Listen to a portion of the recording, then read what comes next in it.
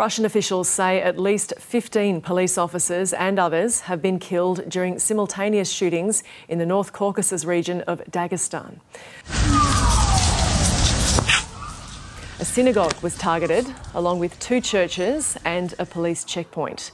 Russia's state news agency TASS reports armed militants killed at least 6 police officers, a priest and a church security guard. Officials say 5 gunmen have been shot dead. There's been no immediate claim of responsibility.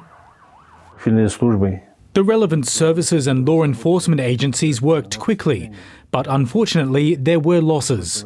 We offer our sincere condolences to the families and friends whose sons and brothers died today. The simultaneous attacks took place in the cities of Derbent and Makhachkala in Dagestan, Russia's largely Muslim southernmost province. Terrorism expert Professor Greg Barton joins us now from Deakin University. Now, thank you for your time, Professor Barton. There's been no immediate claim of responsibility for these attacks that we've seen there, but with who and what was targeted, is a motive forming? Well, this is Gemma, this is a republic, southernmost republic in Russia, just 3 million people, very mountainous, very ethnically diverse, but 80% Muslim. And there's been a history of disaffection towards Moscow, motivated by local politics, but also a history of Islamic State trying to engage in conflict and grievances.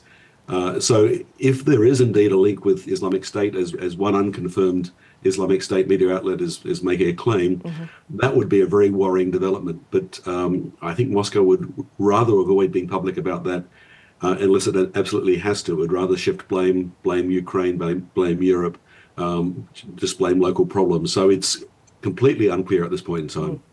And unclear, as you say, but could that be a broader Islamic attack or more localised? Yeah, that is the really big question, Gemma. If it's local disaffection, that's a bad thing in itself. This is certainly has all the hallmarks of a terrorist attack, but is it a local terrorist grievance or is it linked to a larger network? Islamic State would be the most likely candidate if that were confirmed. And that would be very worrying because it would suggest a degree of capacity and intent within Russian territory.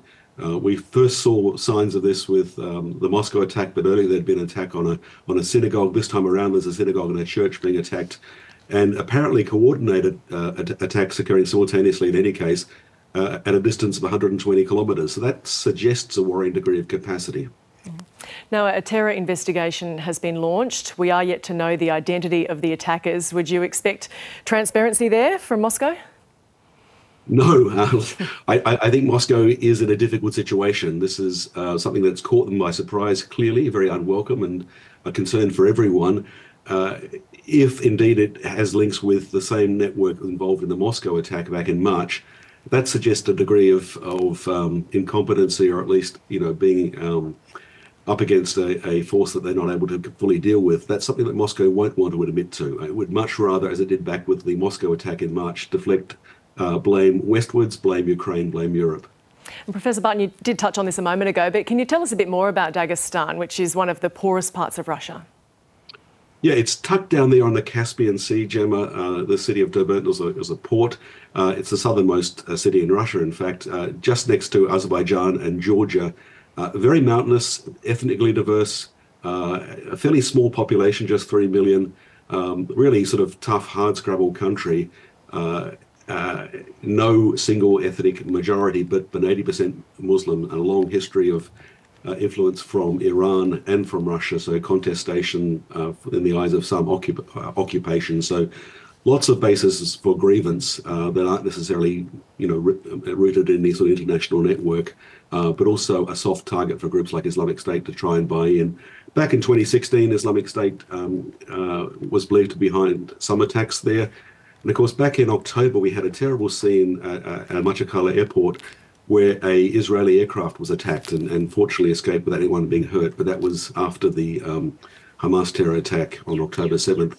So there is a history of violent response to grievance for various motivations. We don't know which sort of network or set of motivations is key here.